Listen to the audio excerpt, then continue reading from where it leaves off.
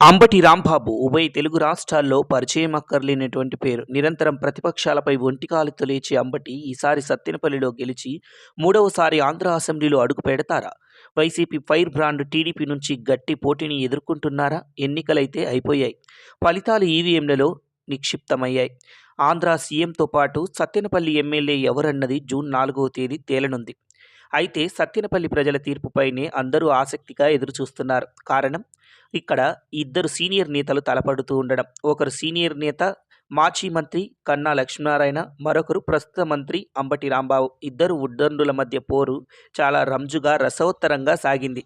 సత్తెనపల్లి ప్రజల మనసును గెలిచిన నాయకుడు ఎవరు? కాబోయే ఎమ్మెల్యే ఎవరో మీరు నాకు కామెంట్ రూపంలో తెలియజేయండి. ఈ వీడియో మీకు నచ్చినట్లయితే లైక్ చేయండి, షేర్ చేయండి. మరీ ముఖ్యంగా సబ్స్క్రైబ్ చేసుకోవడం మాత్రం మర్చిపోకండి.